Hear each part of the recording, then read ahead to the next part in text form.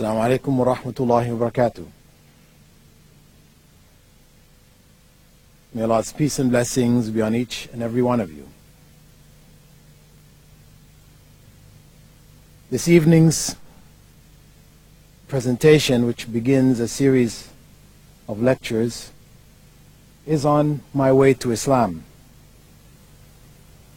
And I hope to share with you my personal experiences which led me to the religion of Islam, not so much as a historical account of events, but more so from the point of view that there are lessons that may be learned from those in the audience who are Muslims, who may learn from my experience how Islam may be distorted and how it should be presented.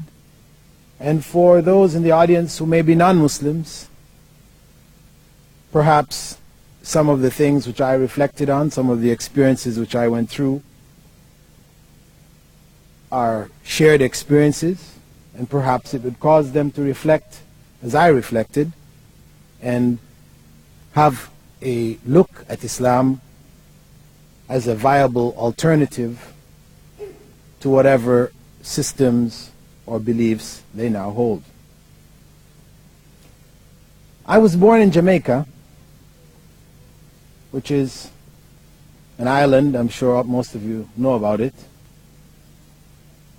It seems to be most important for reggae in the world of music, and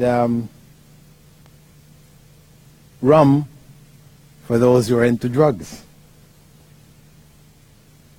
It is also known as an area of tourism.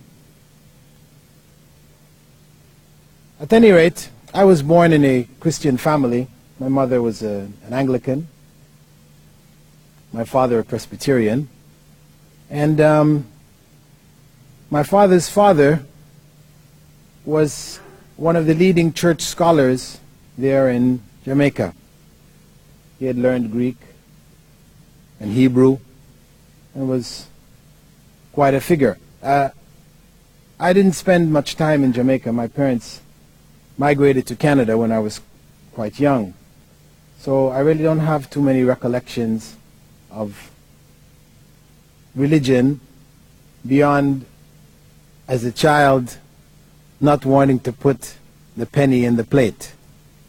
You know, we all were given coins to take to church, and when the plate was passed around, you had to put the penny or whatever in the plate.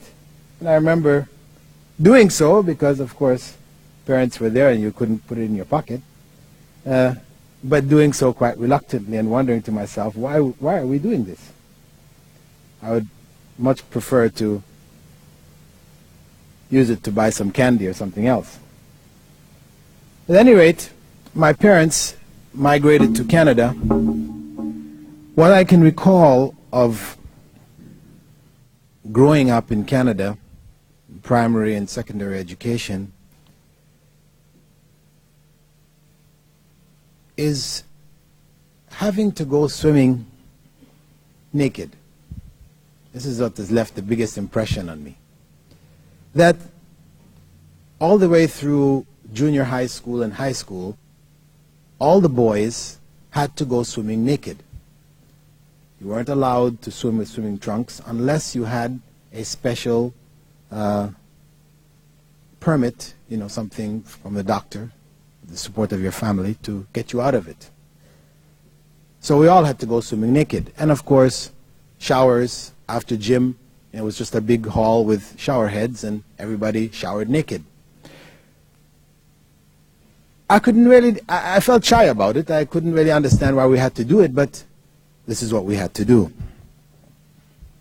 Much later in life, I came to realize that there was a philosophy behind this.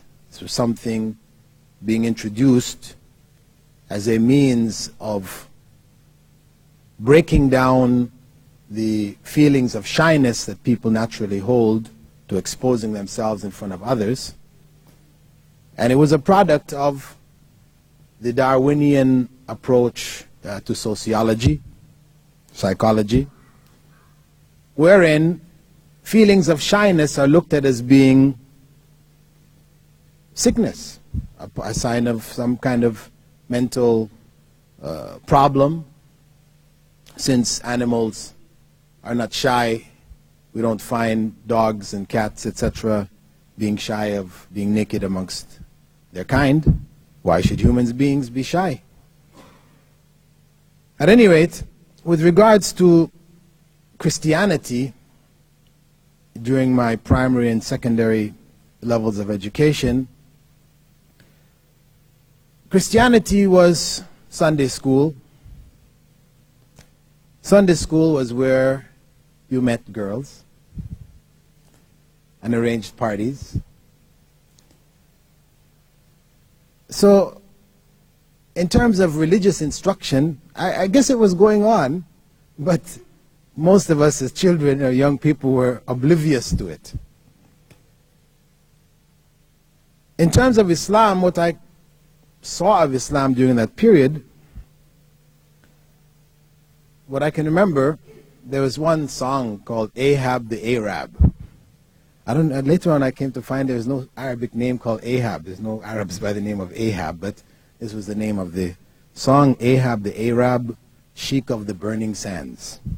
This is what I remember. Cartoons, the image of that Arab riding on the camel with the sword in one hand and the Quran in the other. You either accept this Quran or you lose your head. This was the image. And in terms of reading, the only reading material I can remember really is the 1001 Nights, which was basically a book of pornography, about the sexual lives of the sultans and the caliphs. My family, after I completed high school, migrated to Malaysia. My parents were there with the Colombo Plan. Both of my parents were teachers, and they were there helping the Malaysian government in their educational program. There, my friends were mainly expats, and I can honestly say that there was no visible signs of Islam in the society. Beyond, I guess, beyond the impression which was made very clear to us as expats, that you don't mess with Malay girls, otherwise you'll get killed. This is basically the... it was no connection with Islam, it was just Malay, really. I must say that later on, years later, after becoming a Muslim and making Hajj, and I remember seeing a number of people there in Mecca and in Medina wearing these white coverings. And these women, they looked like the same people I saw in Malaysia, but I'd never seen anybody like that, dressed like that. And I remember asking some of my friends there, who are these people? They said they're from Malaysia.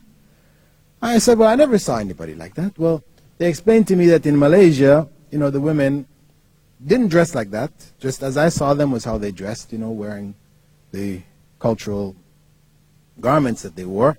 And they would carry their Islamic dress in a bag to the mosque if they went to the mosque, and then they would put it on when they went inside the mosque.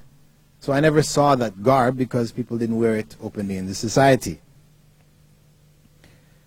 During this period, my mother and father adopted an Indonesian boy whose name was Aus Suleiman. His name was contracted to Westman. He was born in Malaysia, but was from Indonesian parentage. And because of the fact that at the time, and it may still be the same policy, I don't know, that Indonesians who were born in Malaysia would not be given an opportunity for higher education, beyond high school A levels. They wouldn't be given a chance to go to university colleges.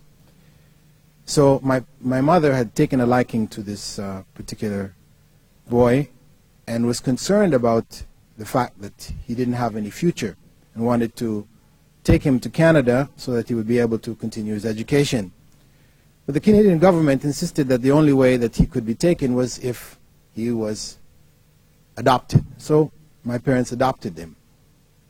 And myself, my brother and sister lived together with him for some years there in Malaysia before going to Canada. Now,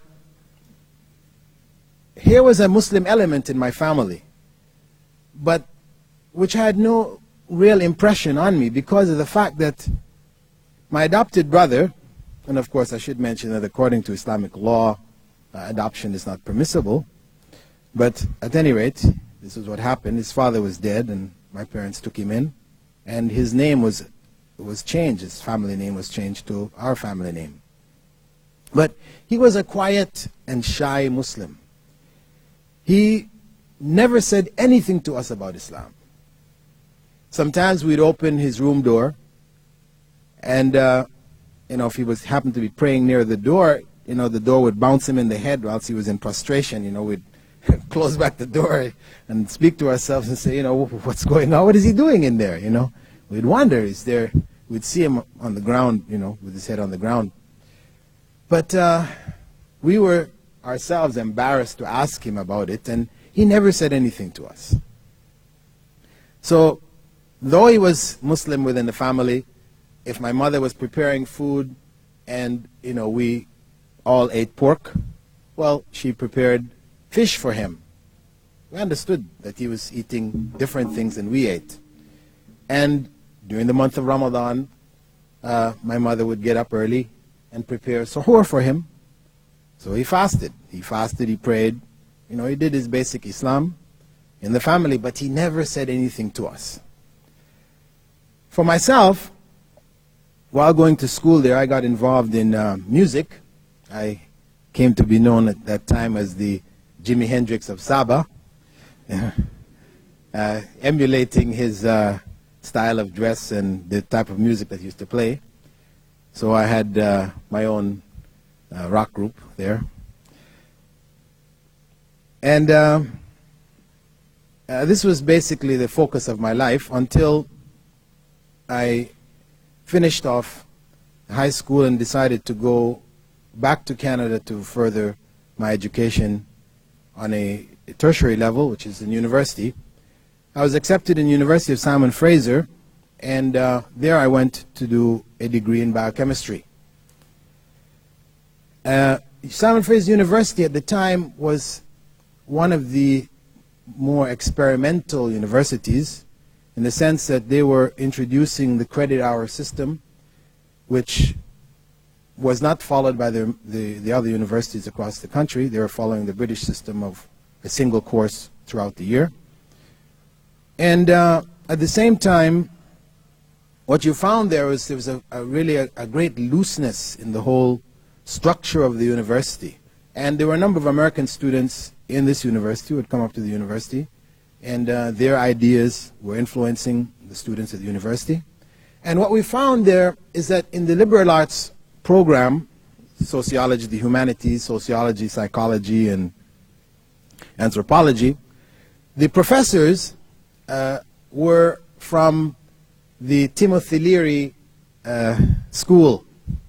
So I don't know if you know who Timothy Leary is, but he's an individual. He just died a few months back and had his remains shot out into space on a rocket.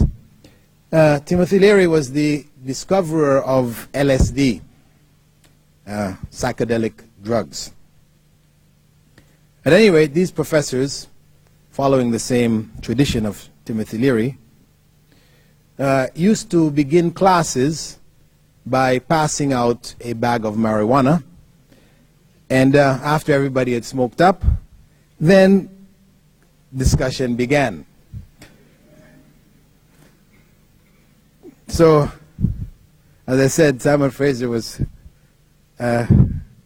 quite different from most universities at the time. and the situation there was quite fluid.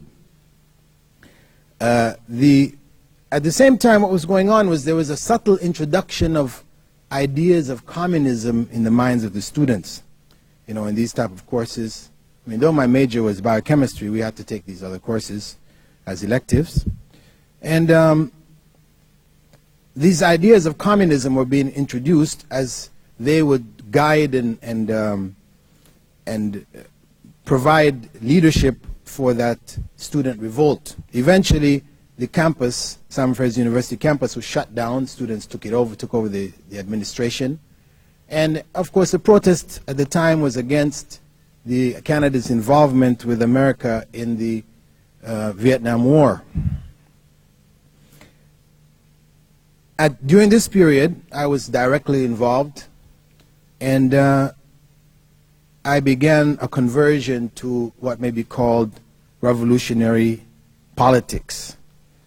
I scrapped Christianity because it was really something which wasn't implemented in my life, so to speak. I mean, if somebody asked me, were you a Christian, I guess up to that point I would have said, yes, I was a Christian. But what it meant to be a Christian, that was left to the individual's interpretation. And I guess that's basically the way it is for most people today who are Christians. During this period, I began to do a lot of reading in Marxist-Leninist literature, and I was exposed briefly to something of Islam through the autobiography of Malcolm X. However, it was read, his autobiography was read as a part of required reading. You know, for you to be a solid revolutionary in those days, you had to read certain books. You know, you just had to get through these books to be able to say, I read these books. So I read it amongst the books. I mean, there was some interesting information probably regarding his early life in terms of the type of racial injustices which existed in America, which awoken me more, along with other books of this type, to the oppression which existed in Western society, and made me more open to embrace the communist ideal of a just society. Communist banners of equality, justice, and fair distribution of wealth, etc., was very attractive at that time. So I converted to communism. I dropped out of school, finished off basically what was called an associate degree, 2 years in biochemistry, and from there I left Canada and went down to the States because this was where revolutionary activities were taking place. I joined a group there in Los Angeles and San Francisco known as the Soledad Defense Committee, which was basically involved in gathering funds for a court case which was going on at the time for both the Soledad brothers as well as Angela Davis, because she was imprisoned at the time. What I noted, I had gone down there with a lot of ideals about communism and its implementation. What I noted was that there were a number of discrepancies in terms of the morality of the people involved. After one rally where we had marched with placards and everything through the city, and there was a set of donations collected and taken back to the headquarters, I wanted to buy a pack of cigarettes. I didn't have any more money, and I said to the person who was there in the office, you know, if they could lend me some money to buy a pack of cigarettes. They said, oh, it's okay. They pulled open the drawer, and out of the donation box they gave me some money to buy cigarettes. I took it and went and bought the cigarettes, but something struck me. How could this be that we were gathering this money to help these people's legal cause, and then they so easily would take from this money to give me to buy cigarettes? And they told me, it's okay, you know, we all get our basic things out of it. And I came to find out that, in fact, everybody's rent was being paid out of these funds. You know, people were buying cars for transportation. Parties were organized with these funds. You know, drugs and alcohol was bought with these funds. So, you know, it really bothered me. I continued with them, but this thing really struck at me and just left me really disheartened. And the final straw was at a major rally which was held in Los Angeles, where the leaders of the various organizations that were active at the time, the Black Panthers and others, got together. And everybody was just drunk at this, it was done at a big park, and people were just, you know, drunk out of their minds, you know, after a lot of talk, and then it was just a whole drunken scene. And to me, I mean, though I won't say I wasn't involved in drugs at the time also, like everybody else, but, you know, it was something like, you don't do this when you are involved in party activities and things like this, you know. It is sort of supposed to be controlled. I mean, that's what people said. But the fact of the matter is that there was this just wide open lack of discipline amongst these people. And I felt inside myself that, you know, this was not going anywhere, really. I could see there was no real future in it. Probably one of the most popular books for standard reading at that time was a book called Soul on Ice. The person who wrote it, who was a member of the Black Panthers, he wrote this book which was basically about raping white women. Right? This was what the book was about, how many different white women he raped. And it was presented in such a way that, you know, people were looking at this as being, you know, his reaction to racism in America, and, you know, it was all justified. But I couldn't get over, when I was reading this, it just seemed to be a book of a serial rapist. I couldn't see that other side of it. But this was standard reading. After the rally in the park in Los Angeles, I decided to go back to Toronto and, you know, get involved there instead, you know, with the people who maybe I was more familiar with. I went back and joined an organization there called Black Youth Organization, which worked with the Black Students Union and University of Toronto campus. And, you know, being involved, again, this was still an extension of communist politics with some element of nationalistic teachings, which is that we would focus on black Canadians and try to elevate their consciousness towards the oppression which existed. But again, I found myself in a situation where it was mainly students and young people talking to young people. You know, we weren't really affecting anything in the society. And I could say probably my biggest exposure here was to reading, further reading to books of famous writers of the past. Probably the most striking thought that I can remember from that era was that of a writer, Frederick Douglass, who back in the 1800s, he was a black man who had been freed and was quite outspoken for the cause of black people in America. He had made a statement that the limits of oppressors are defined by those who they oppress, where he put the responsibility on the oppressed, that they are the ones ultimately that define how much they will be oppressed. That left a sort of an impression on myself, in that it sort of indicated that the state of a people is determined by their own consciousness. If they don't want to be free, if they don't want to be liberated, they don't want to be educated, then they won't be. You know, you really can't make people free. People have to want to be free.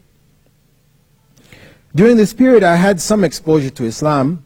We had standard movie that everybody had to watch, known as the Battle of Algiers, which documented the Algerian struggle for independence. And of course, the battle cry during that struggle was Allahu Akbar. You know, there were women wearing hijab and hiding weapons under their outer garments, and you know, so there was something of Islam there.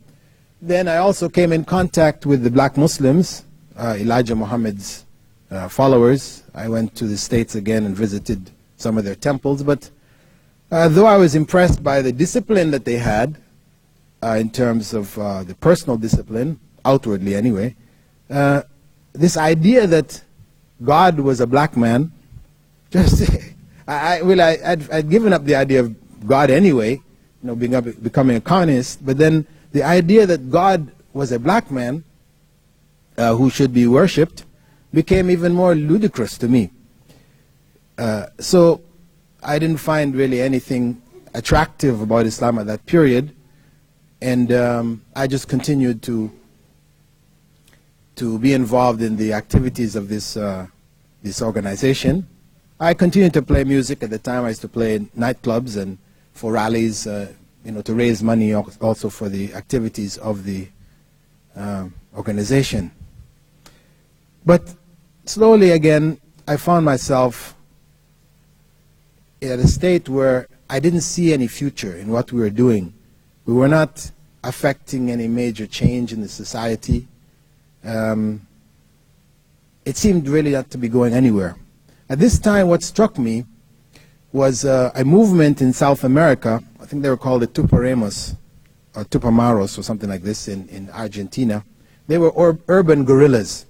You know, they had taken the struggle to the streets, you know, fighting the government directly.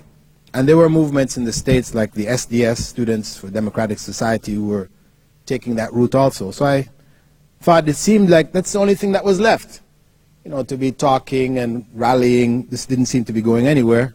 The only thing left was now to take the battle to the streets.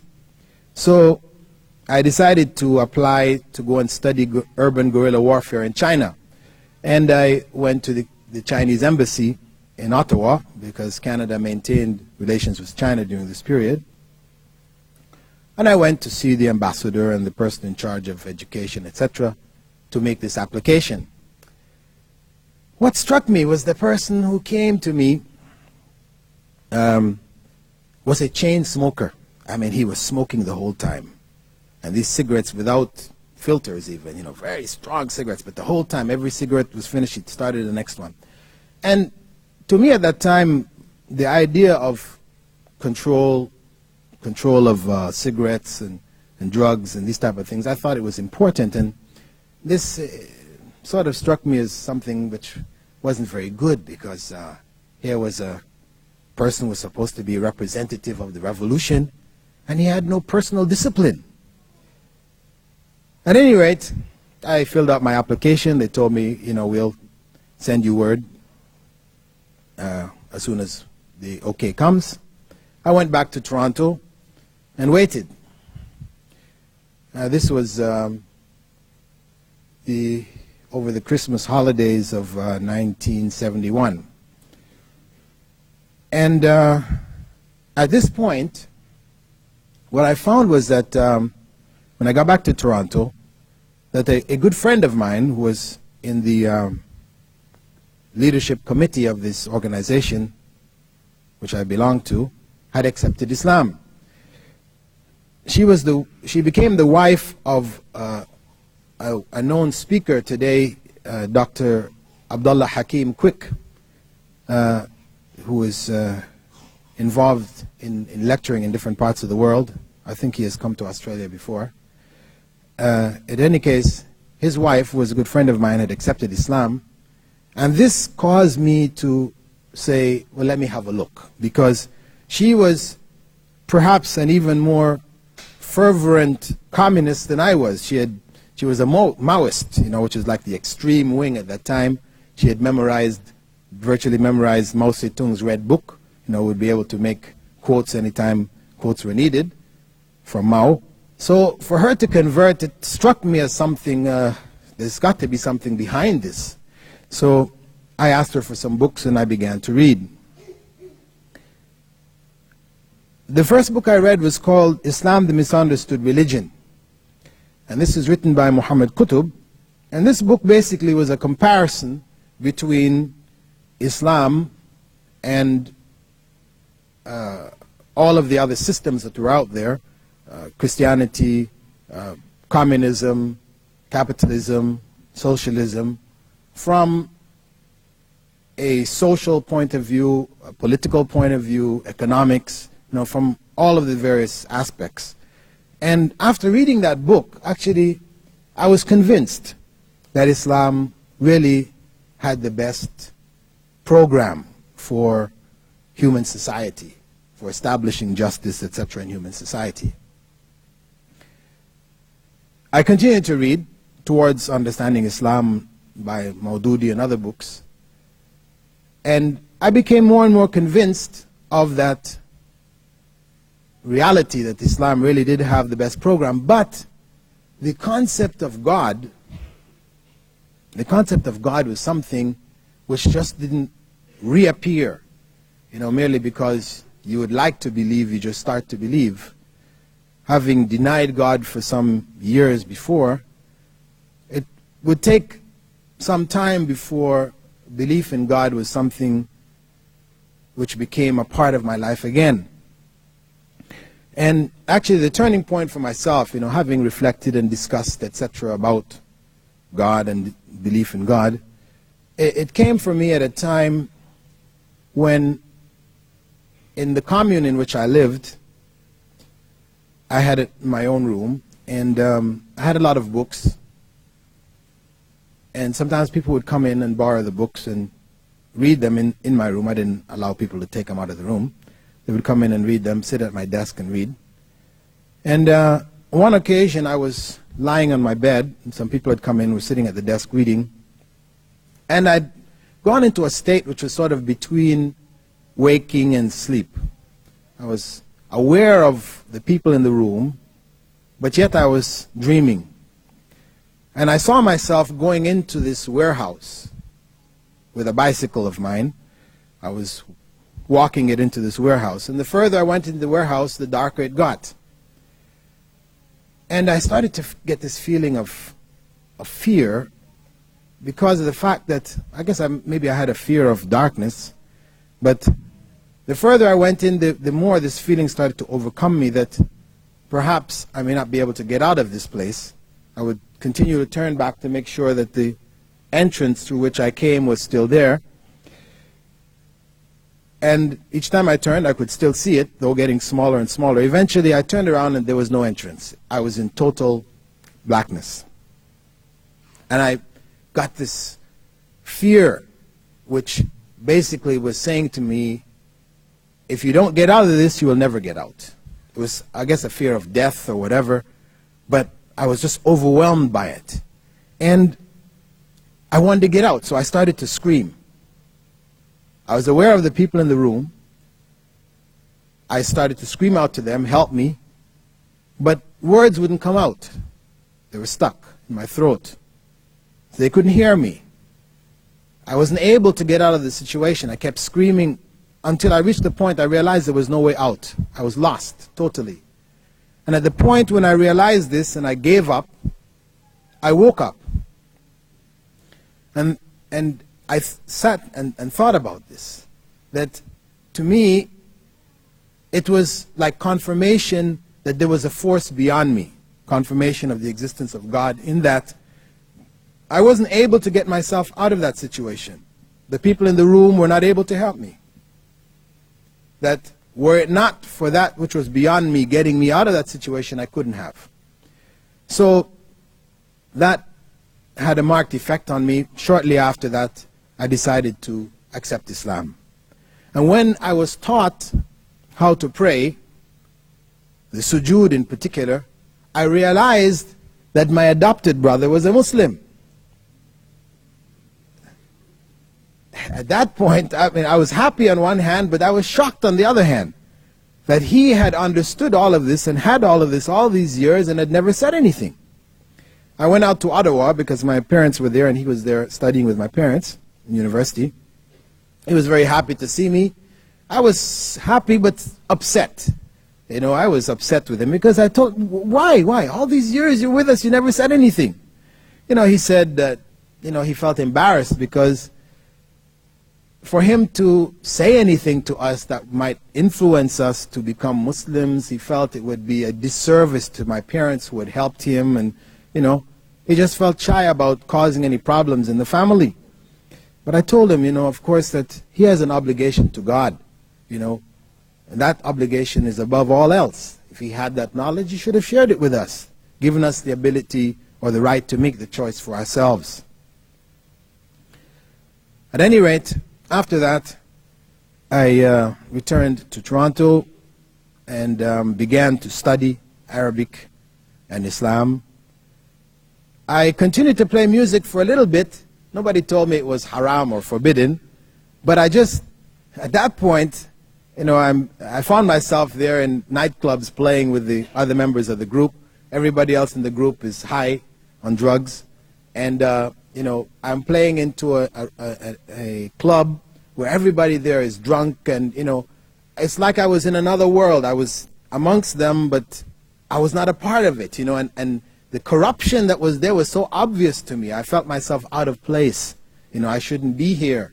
So, you know, it wasn't too long after that that I decided to just pack it in. I sold all my musical equipment, records, everything, and just, you know, got out of it and started to focus on studying Islam.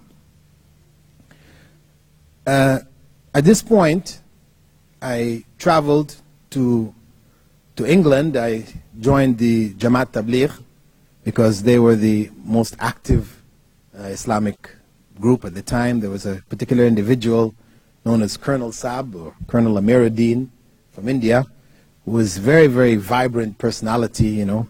And he took a group of us to England for the first major ijtima there called the Sheffield Ijtima. And I spent about 3 months in England with the Jamaat Tabligh. I was going there for 7 days. This was initially what my commitment was, 7 days. But, you know, they have a way that they make you make sacrifices that you don't necessarily want to make at the time. So I ended up being there for almost 3 months. And I was married. Actually, I was married about 3 weeks before I went off on this 7-day trip. And, you know, they would, in the gatherings, they would, you know, point me out and say, look at this brother. Look at the sacrifice that he made. You know, he just got married. He's out with us, you know, and he's spending this time, and he's going to spend even more time. And, of course, after saying that, you know, I was obliged to spend, you know, another couple of weeks, you know, till eventually it became 3 months. My wife was writing me frantic letters, you know, if you don't come back. Finally, you know, I managed to extricate myself and get back before my marriage was destroyed.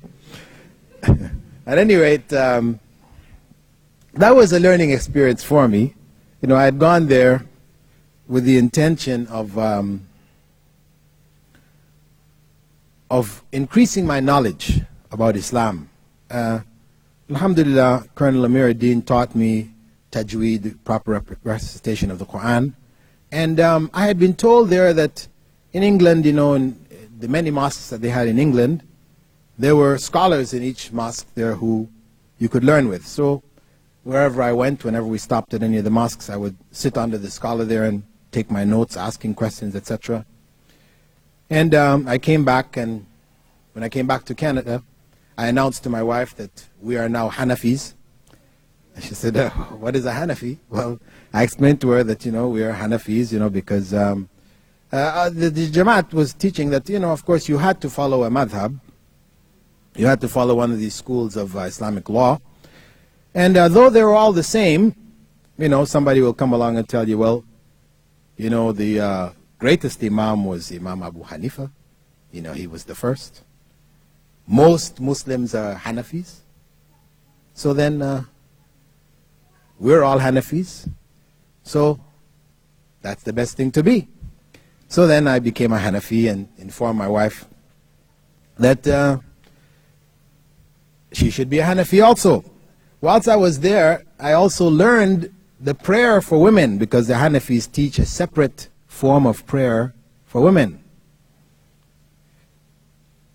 So it's quite a tricky form of prayer. I don't know if there are any Hanafis in the audience here, but if a woman has to learn how to pray, if she hasn't learned how to pray the Hanafi way, for women, special prayer, it's quite tricky. It involves a certain, gymnastic ability to some degree. And at any case, I learned it so I could teach it to my wife, and I taught it to her. And after that, we moved, and we're living next to the masjid in the house of a brother. We had rented an apartment. His brother Mahmoud Khayal, who was originally from Egypt.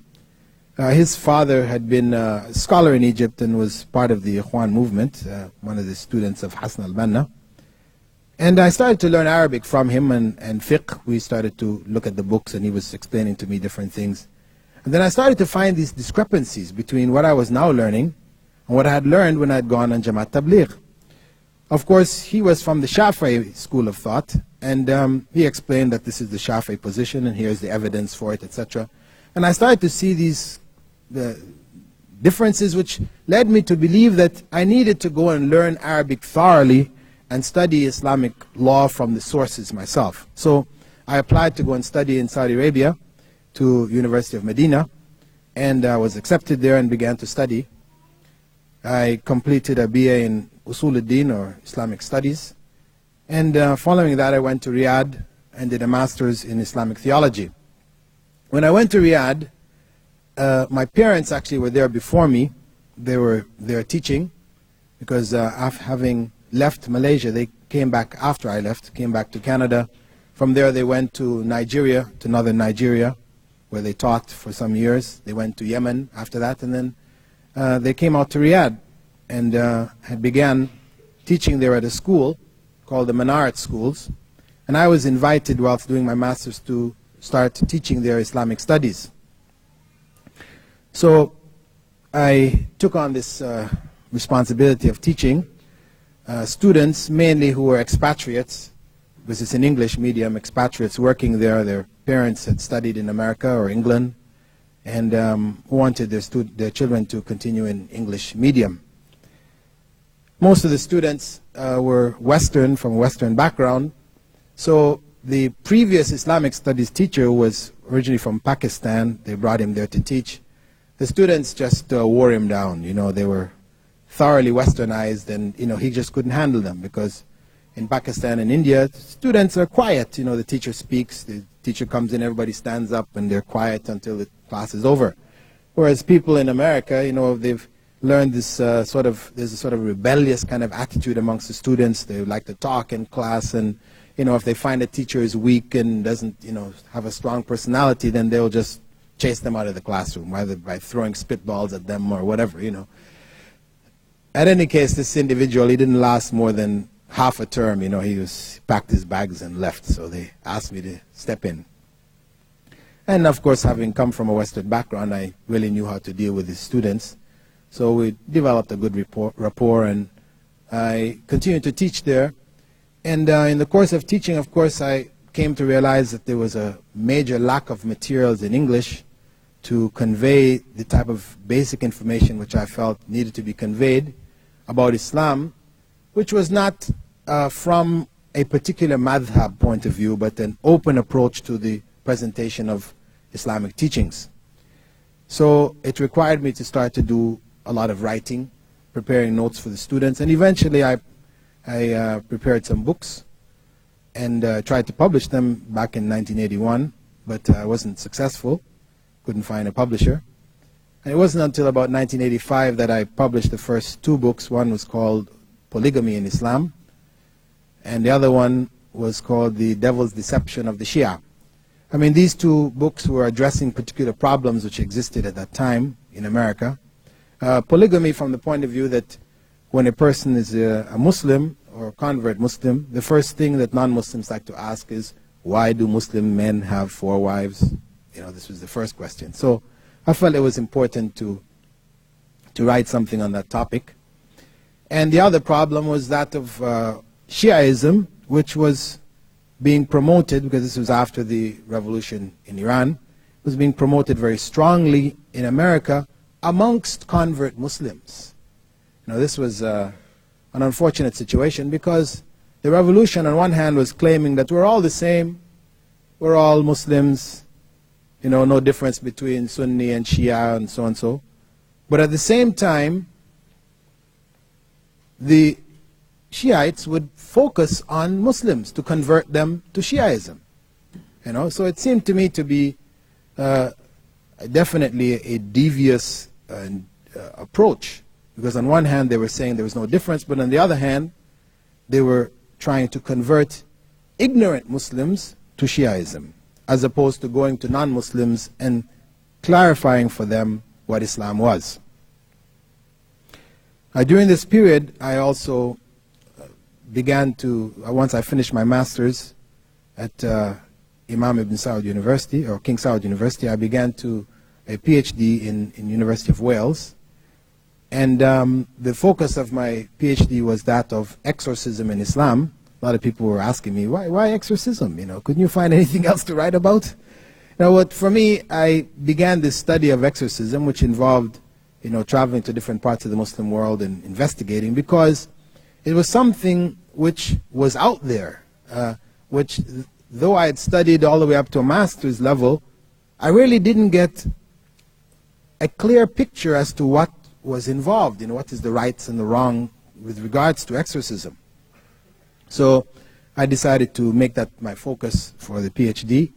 And at the same time, I felt I wanted to utilize it as a means to provide in the Orientalist circles material which was authentic on the spirit world of Islam.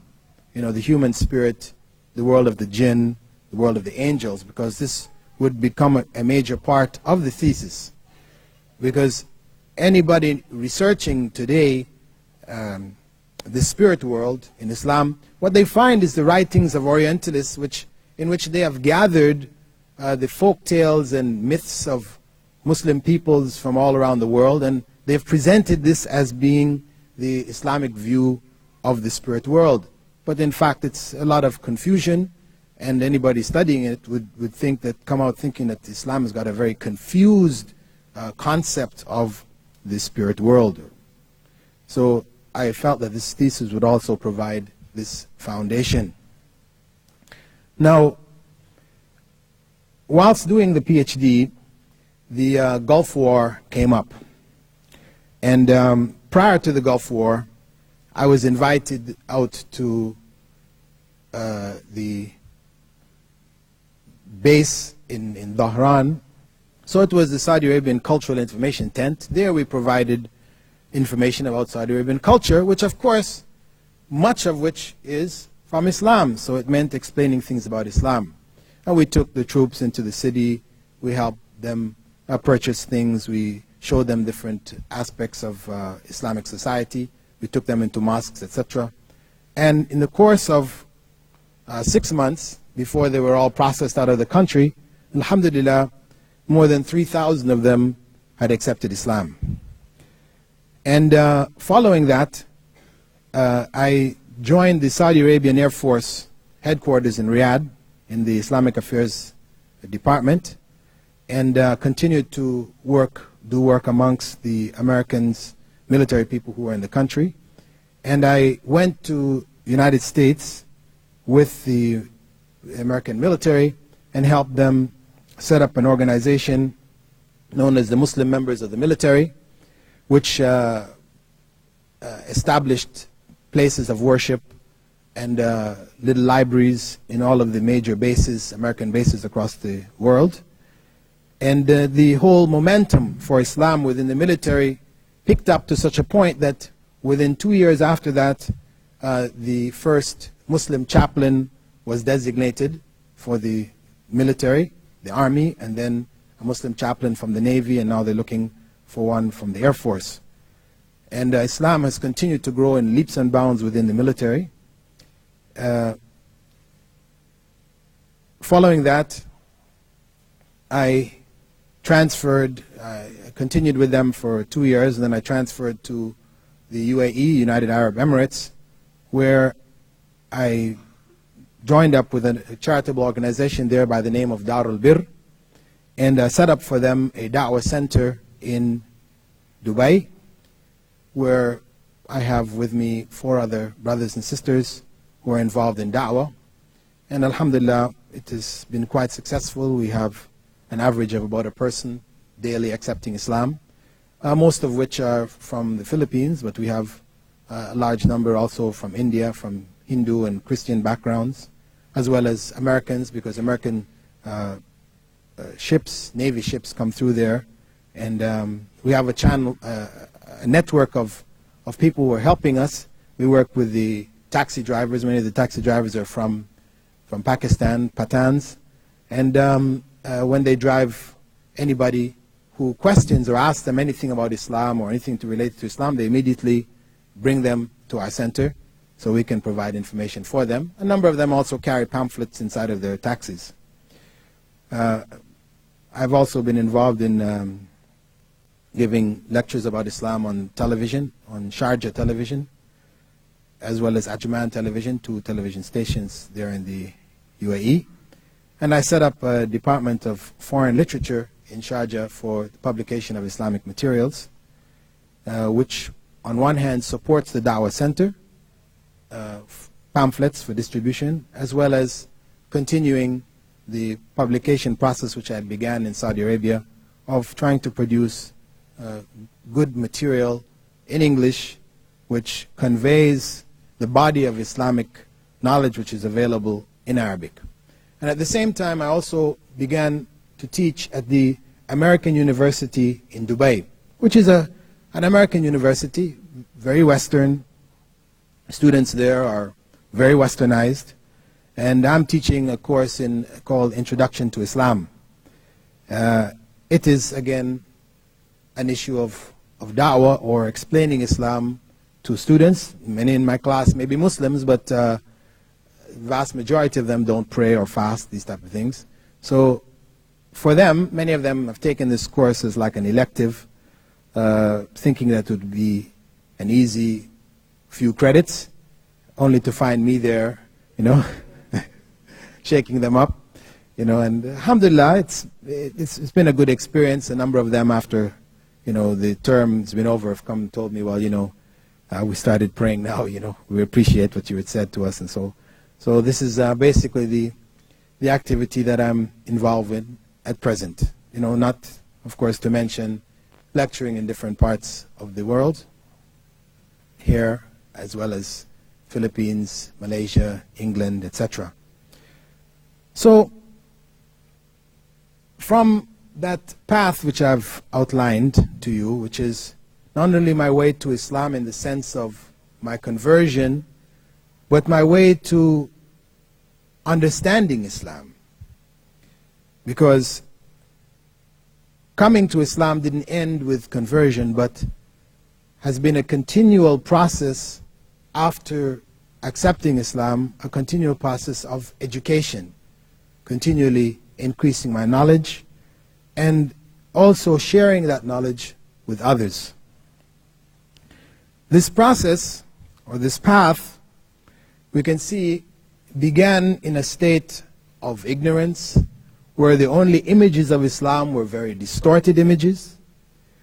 There were contacts during that path with Muslims, but those Muslims had no effect on my life because either one, they were not practicing Islam as it should be practiced, or because they didn't feel a responsibility to carry the message of Islam to the non-Muslims around them. As such, it would be my advice then to those of you who are Muslims in the audience to know that it is a responsibility on yourselves to live Islam, whether you may have enough knowledge to propagate it and explain it to others. At least by living Islam, by being examples of Islam, you may give others who are non-Muslims an opportunity of being exposed to Islam, whether it's in a work situation, whether it's at school, with your neighbors, or whatever. This is a continual responsibility that you should feel ashamed if you are not involved in. You should feel sinful because, in fact, you are in sin if you do not share this information. Because to have knowledge of God's revelation and to not share it with others around you to the degree or to the level of your own ability, this in fact is a crime. This is a sin. And for those of us who have sufficient knowledge to convey it and to propagate it, it is very important for us to be actively involved in this matter, to work together where others may help us, because it's always difficult when one is on one's own, when one is by oneself, to have the courage to share. But when we are with others, when there are others who are supporting us, encouraging us, then it becomes a lot easier. So I would hope that out of this, you all would reflect on this responsibility. And for those of you who are non-Muslims in the audience, I hope you are not offended by anything I said if you are Christians. You know, I mean, I'm just telling it like it was for me. I'm not saying that every Christian experienced what I experienced, but I know, even till today, Christianity for most people tends to be very nominal. We are Christians because our parents were Christians, but what it means to be a Christian, few people really know. And as such, I would invite you to look at the teachings of Islam and see what it has to offer. Because Islam, in no uncertain terms, represents the way of life which Prophet Jesus himself brought, but which became distorted and diluted to the point where it has very little effect on the lives of Christians today.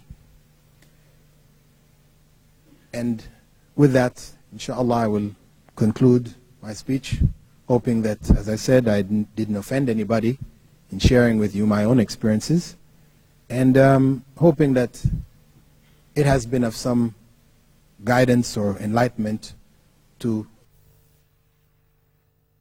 Alhamdulillah, wassalatu wassalam ala Rasulillah. All praise is due to Allah, and may Allah's peace and blessings be on the last messenger of Allah. I have many questions, and I know at the same time we have about 15 minutes. Oh, 50 minutes. Okay, that sounds a little better. Right? So we'll try to answer. Still, I don't even know if 50 minutes will be enough to deal with all of them, but we'll try to cover as many of them as possible. I will focus first on those that are directly related to the talk, and then go to those that were side issues, which maybe were implied by the talk, and then those which really have no relevance to the presentation at all. Okay, some direct ones. What effects did Islam have upon your parents and family? Can you tell us whether your family members converted to Islam or not? What happened with regards to my immediate family is that my parents accepted Islam in 1994. That is 3 years ago. They accepted Islam, and I accepted Islam in 1972. So what we're talking about is 22 years. And so this is like advice also to those who may have accepted Islam also and are trying with their parents and feel very frustrated, you know, that parents are not responding, that one has to be patient. You know, when they're ready, then they will accept Islam. If it is that they want the truth for themselves, to live according to that truth, our duty is only to convey that message to them and to ask God to open their hearts. And we have to be patient. We have to show them not only in our words what Islam is, but we also have to show them, more importantly, in our deeds.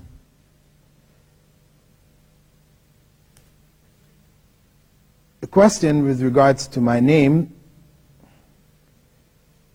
you're called Abu Amina. Abu Amina means the father of Amina, meaning that my eldest child, her name is Amina, so I took the kunya, or pet name, Abu Amina. The name which I chose was Bilal, and my family name, Phillips. Some people question, well, why are you keeping this family name, Phillips? It's not an Islamic name. Well, according to Islamic law, when a person accepts Islam, they may change their given name, but the family name should not be changed because it represents one's family. When a person becomes a Muslim, it doesn't mean that they no longer are part of the family that they were born into. They're no longer the son or daughter of their parents. So it is not permissible that the family name be changed, regardless of what that family name is. We know when we speak of Prophet Muhammad, may God's peace and blessing be upon him, we refer to his grandfather, Abdul Muttalib, which means the slave or worshipper or servant of Al-Muttalib, an individual Al-Muttalib, which is, as a Muslim, an unacceptable name. One may not choose this name. To call oneself Abdul Muttalib is a forbidden name. But if that's the name of one's parent, then we're not allowed to change that name. My name prior to Islam was Dennis, and this name I could not keep. There are some non-Islamic names or non-Arabic names which a person may have. John, for example, it doesn't have any bad meaning, so one can keep a name like this, or Mary, or other names from which may be found in the Bible, or whose meaning is not bad. One is not required to change even the given name. But where the name has a bad meaning, for example, for women, the name Diana, for example. Diana is the goddess of love in Greek, Roman mythology. So for a Muslim to have this name is not acceptable. Similarly, Dennis comes from Dionysius. Dionysius is one of the Greek gods of party. So it's not an acceptable name, so I changed this name. But, I remain Bilal, the son of Bradley Phillips. My father's name is Bradley Phillips, and so my name has remained as such. Now, with regards to the rest of members of my family, my brother and sister, who are non-Muslims, neither have accepted Islam. However, the other two members of the group that I was in Sabah, so many years back, I came to find out last year when I went to Sabah that both of them also accepted Islam. They had accepted Islam on their own. One of them had come to Australia and accepted Islam here in Australia, and the other one had accepted Islam there in Sabah. So last year was quite a nice reunion for me with my old friends. Actually, what happened was I was giving lectures in Abu Dhabi, in the UAE, and one of the people who attended the lectures there had gotten some of my books and took them back to Sabah. He was from Sabah. And when his brothers and sisters saw these books and saw the name on it, Phillips, born in Jamaica, from Canada, so and so, they said, I wonder if it's the same, Dennis Phillips who we used to know. So he asked him to come back and ask me, and of course when he asked me, I told him yes, I was, and they were quite overjoyed to hear that I'd become Muslim, and they invited me to come down there for a series of lectures. One of them had become the head of the Sabah securities, Islamic securities organ there in Sabah. And my old classmates, We had quite a reunion, all my old classmates and friends. Some of my non-Muslim friends I had a chance also to sit with and try to give them some encouragement to reflect on Islam with the idea of possibly accepting it.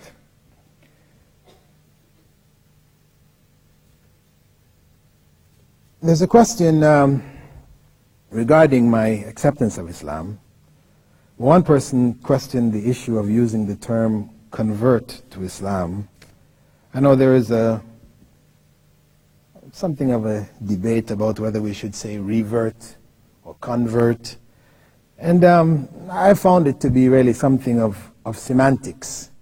I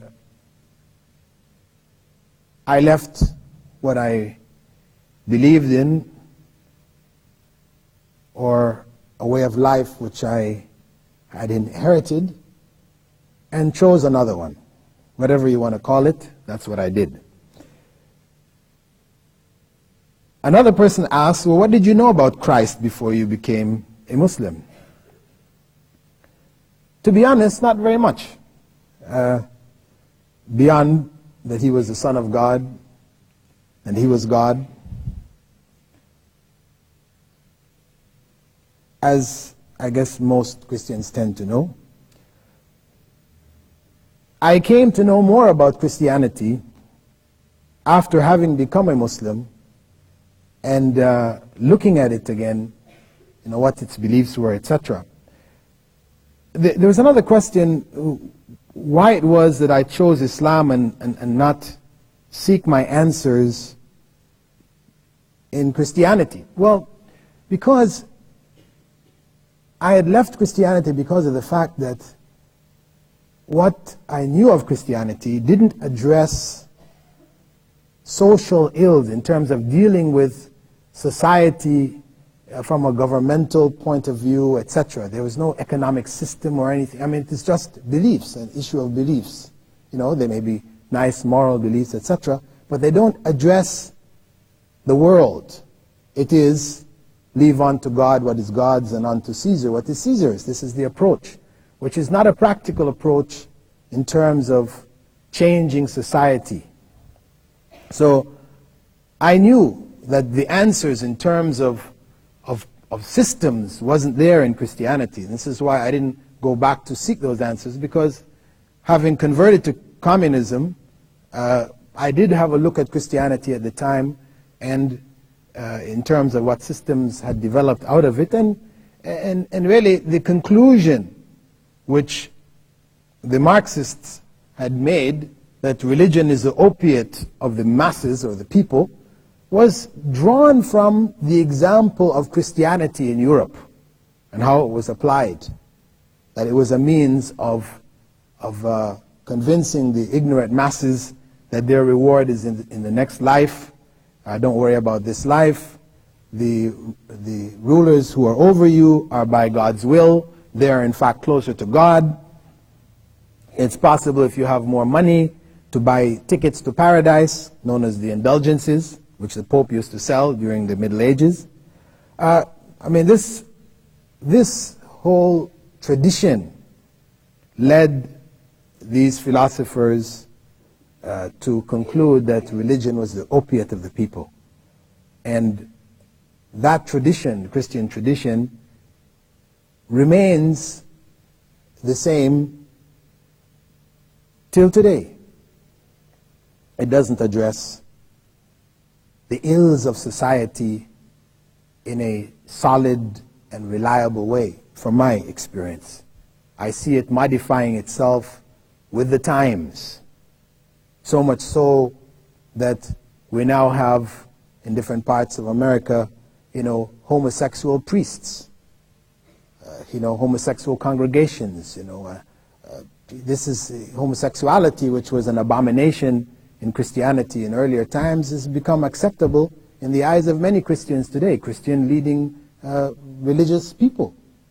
There is this backtracking, there is the stability of concepts are even questionable. So I would say that I've understood more about Christ and Christianity, having become a Muslim, than I ever understood as a Christian. And I have no qualms in saying that the only way that a person may truly follow Jesus is to become a Muslim. I've written a book called The True Message of Jesus Christ. It is available, in which I have gathered research to that effect, to show from scriptures, Islamic as well as from Christian scriptures, that the message which Jesus brought was Islam, submission to the will of God. And that his way, the way which he invited people to, was the way of Islam. And that he himself was in fact a prophet of God and not God.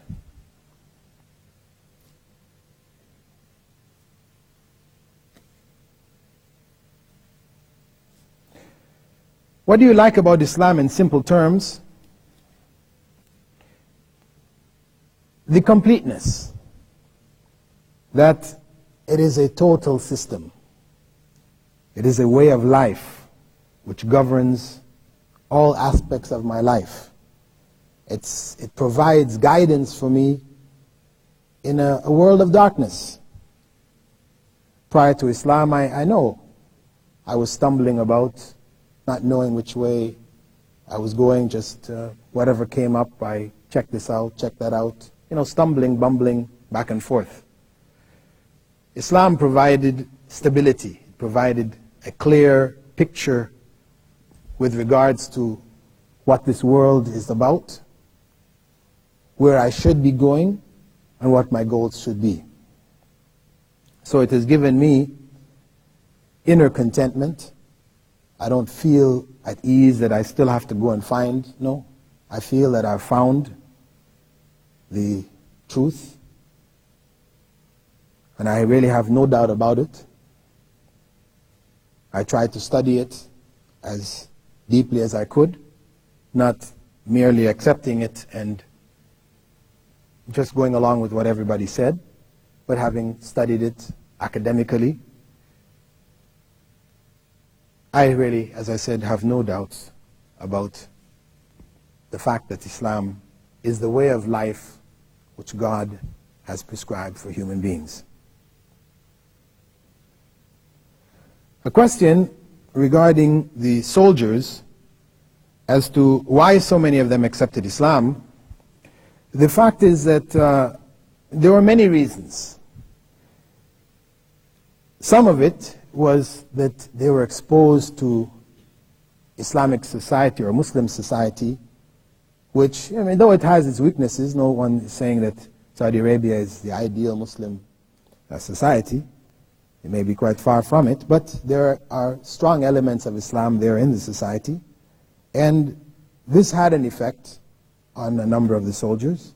Some of it may be from the very customs of the people. I know a number of them told me that when they were out on the desert in maneuvers, with their full battle gear and everything, they'd be out on the desert and they would come across a tent with a few camels, an individual Bedouin out there on the desert. And the first reaction they expected was that this person would run in horror from them. They were all geared down with all their stuff. But they found instead that the individual would beckon to them to come over. Come and sit down. And they would come up, sit down. You couldn't distinguish the men from the women. Everybody's all geared down. And he would strike up the fire and put on some tea, offer them some dates. Of course, he couldn't speak any English. They couldn't speak any Arabic. He would just smile and offer them and so and so. And they were amazed, here. It's just, I know a number of them said this to me. It just struck them, this generosity and kindness that was there, which they said that they never experienced. Having been in a number of other parts of the world, in Korea, in Japan, in Europe, different places that they were stationed, they never found this kind of friendliness and openness, amongst the people. So I know this really struck them, a number of them. Others had been exposed to Islam in one way or another in American society. They had a lot of distortions, and so we had open sessions where people could ask any questions they wanted to, and so a lot of clarification was there, which helped to let them understand what Islam really was.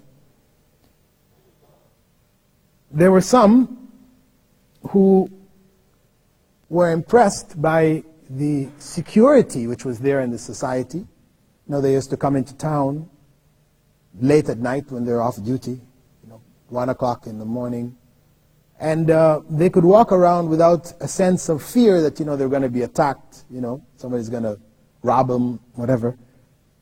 And this had an impression on a number of them. Back in America, they know they could never do this. Walk around at that type of night, wearing any kind of jewelry or anything like this would be putting oneself in a life-threatening circumstance. For others, there was the executions. I know some people might say, this is horrible, because people were being executed, the public executions that take place there. The crime is read out and, people observe somebody's head being cut off.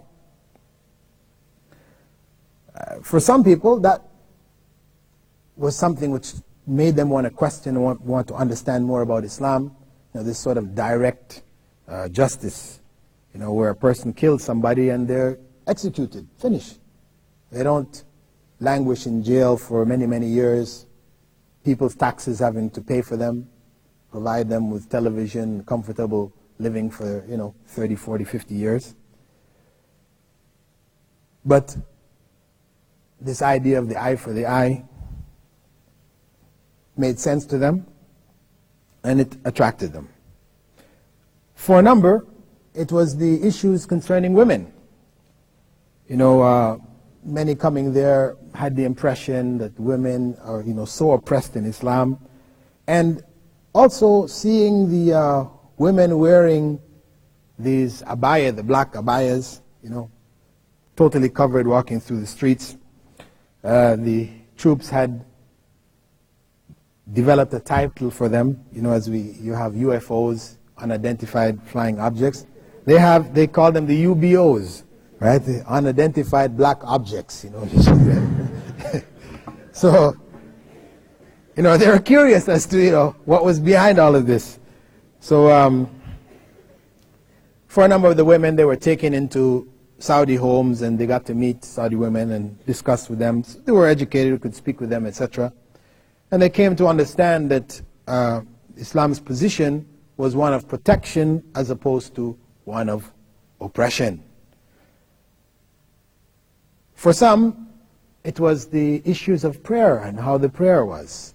That when the time for prayer came, the stores all closed and people went to prayer.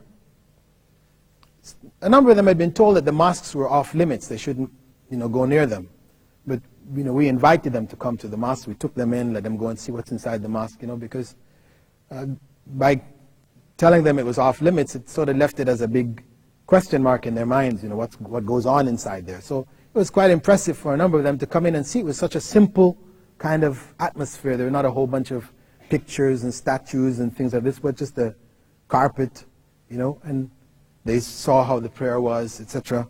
And this had an impression on a number of people who were there. For some people, it was an issue of religious discussion. Although in our main tent we didn't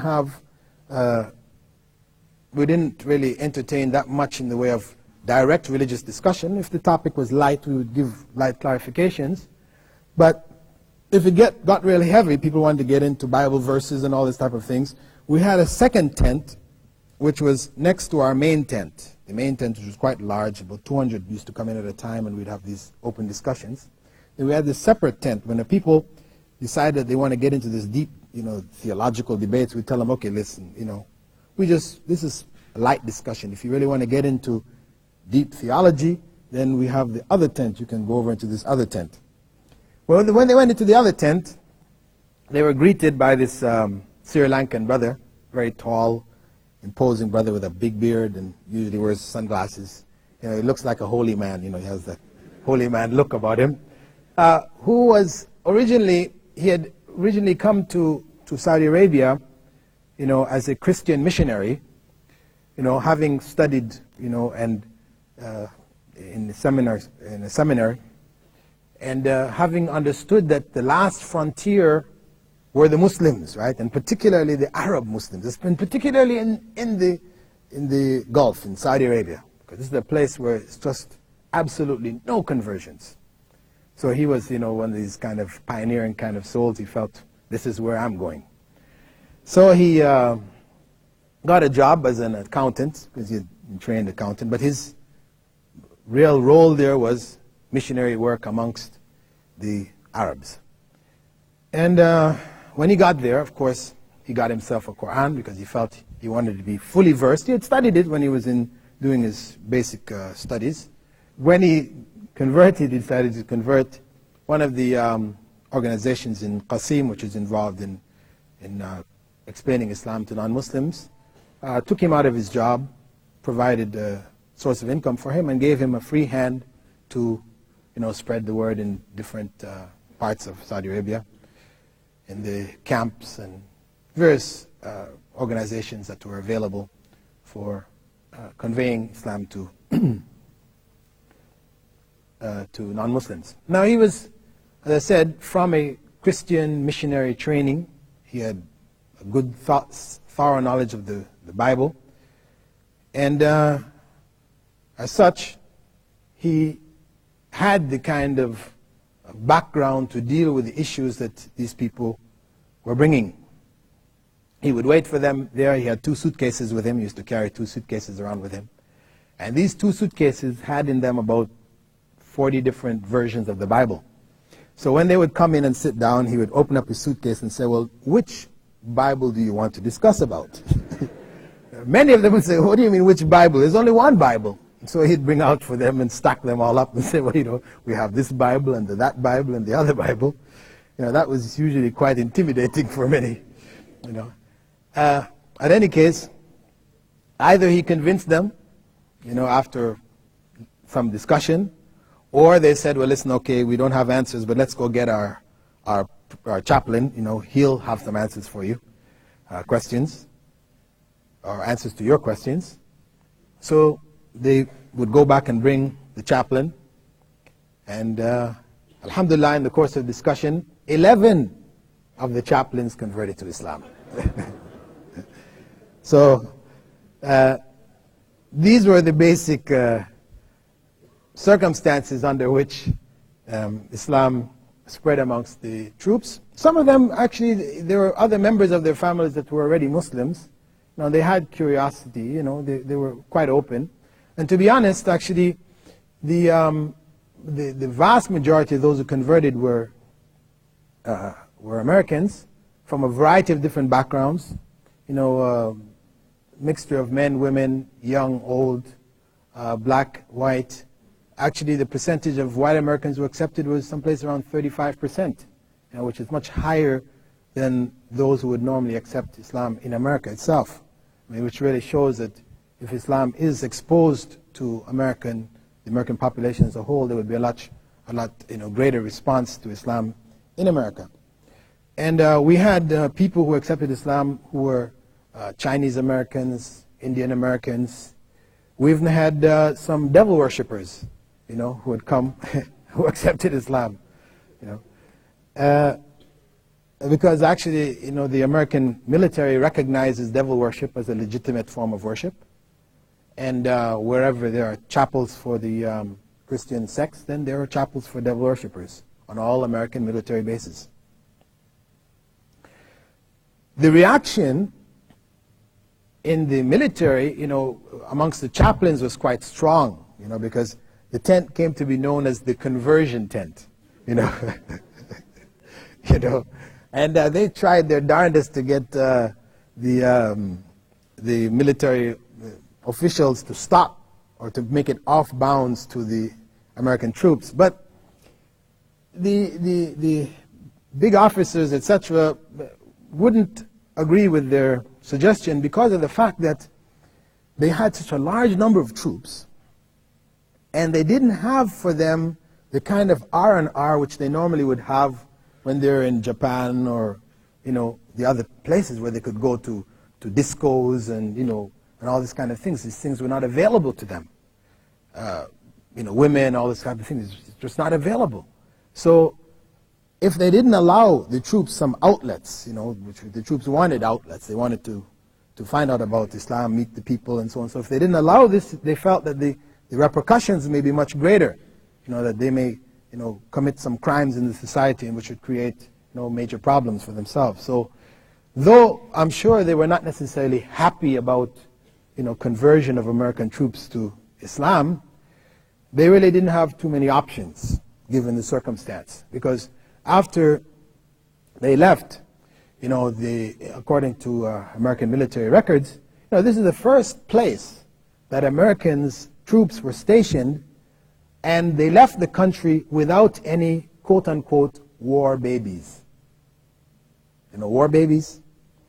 Americans, when they came to to Asia during the Vietnam War, they left behind, in Vietnam, in Philippines, in Korea, in Japan, in Thailand, war babies. I mean, babies who are half American, half of the locals. In fact, there's big cases going on in Philippines right now for the rights of these children.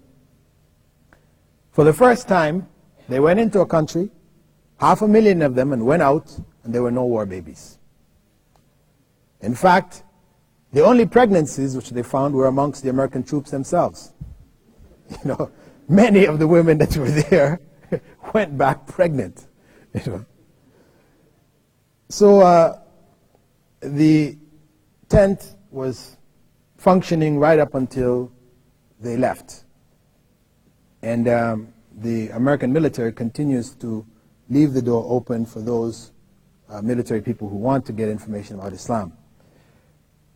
The British military, on the other hand, were very closed. The officers would not allow us to go and speak with the troops at all. So there were very, very few British military people who accepted Islam.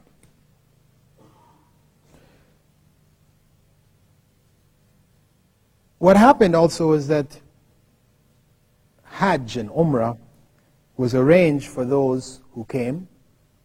A number of troops were taken down to Mecca for Hajj and Umrah, and a system whereby American military transportation is provided for American troops in different parts of the world. They are flown into Dhahran, and from there the Saudi military have arranged for them to go yearly for Hajj. This is an ongoing process since that time.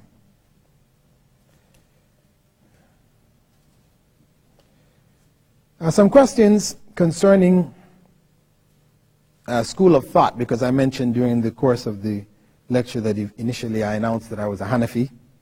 One person asked here, are you still a Hanafi? Or do you follow any madhab, I guess, huh? And what did you find in your research about the different schools of thought in Islam? To which school of thought do you belong and why? Well, I consider myself a follower of all of the major schools of thought. The major school of thought meaning the school of Abu Hanifa, of Malik, of Shafi'i, and Ahmad ibn Hanbal, the major scholars after whom the schools were named. I take benefit from the efforts that they have made, and wherever the authentic evidence supports their positions, that's what I follow. And this was the position held by themselves.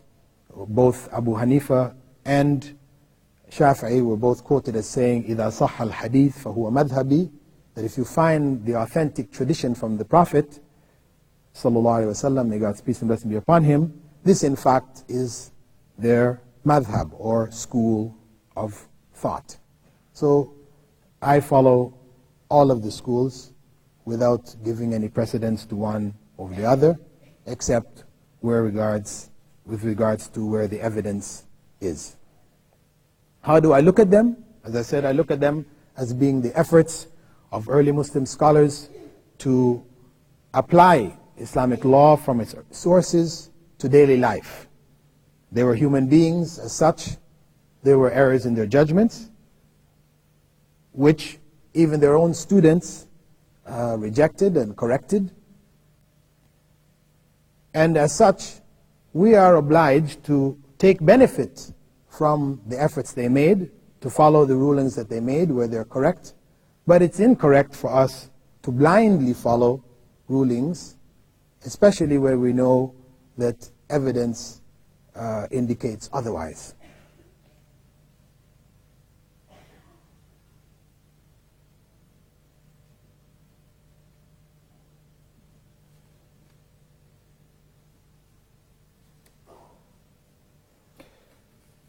Some questions concerning exorcism, because I mentioned my thesis was about exorcism.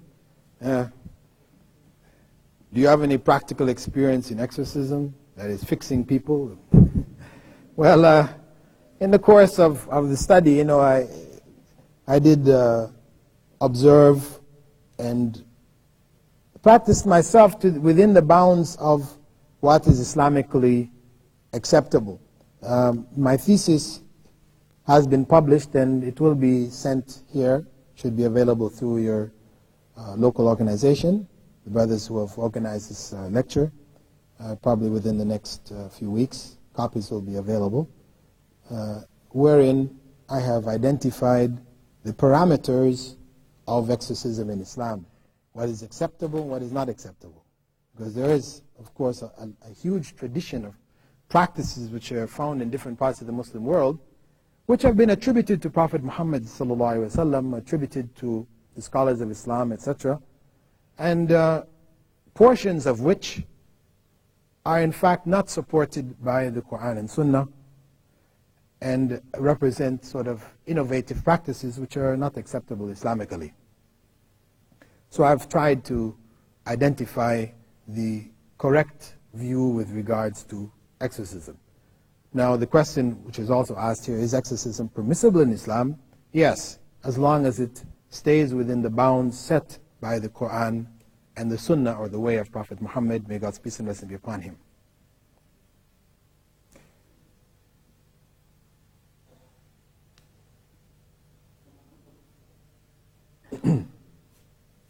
Some more general questions related to da'wah, I guess, to explaining Islam to others.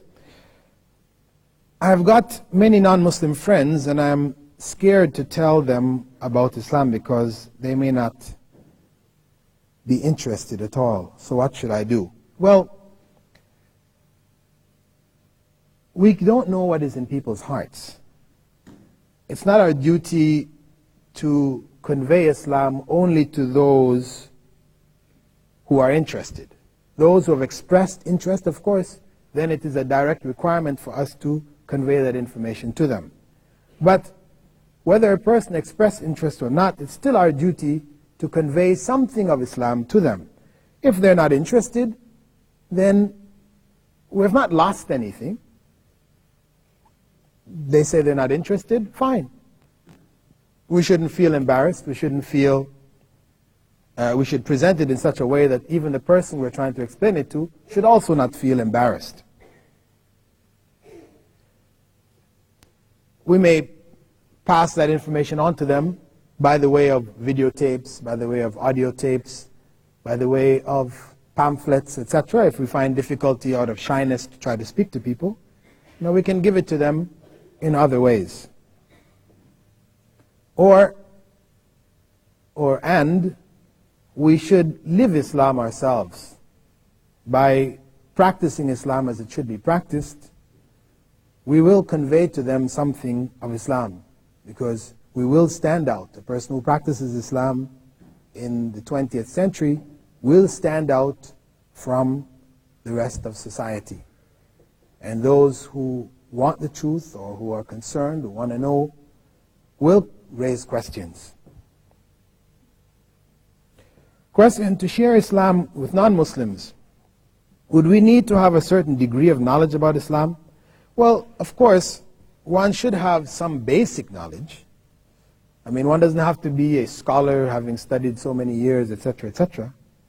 But one should have a clear understanding of the basics of Islam. And whatever we have of that basic knowledge, we can convey to others. If questions are raised which we can't answer, then we pause, turn it over to other people. We don't have to try to find answers. We shouldn't feel that if we're going to convey Islam, we must find an answer. We must be able to answer every question that people raise. No. We explain to them, well, our knowledge is limited. We can find somebody, hopefully, who can give you further clarification. So, one should convey whatever knowledge one has. As the Prophet, may God's peace and blessing be upon him, had said, بَلِّغُوا عَنِّي وَلَوْ آيَةً. Convey for me whatever you know of Islam, even though it be only a single verse from the Quran. And with that, I've been given the T sign, which means time to close down. And I hope, inshallah, that what we have shared this evening, if there's some questions remaining which people didn't get answered, and there are, questions about the Taliban movement and so on, it's just sort of far away from the topic. Inshallah, you can contact the people who have organized the program, and maybe you can call me by telephone, and I can try to answer whatever I could over the next few days that I'm here. سبحانك اللهم وبحمدك نشهد أن لا إله إلا أنت نستغفرك ونتوب إليك. السلام عليكم ورحمة الله وبركاته.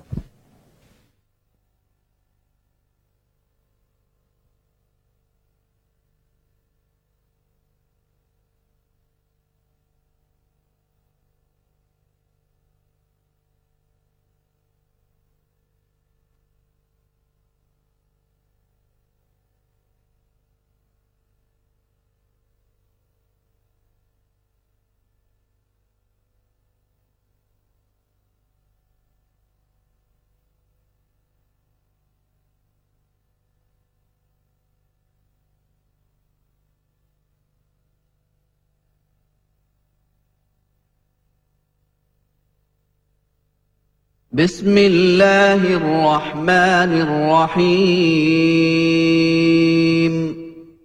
والعصر إن الإنسان لفي خسر إلا الذين آمنوا وعملوا الصالحات وتواصوا بالحق وتواصوا بالصبر.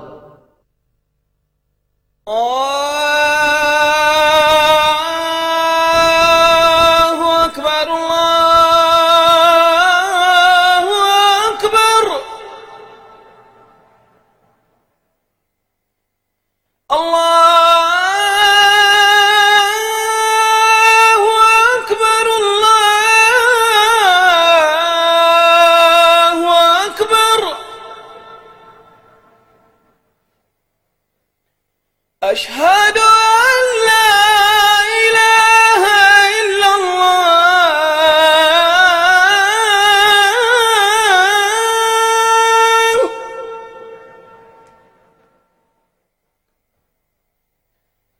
أشهد أن لا إله إلا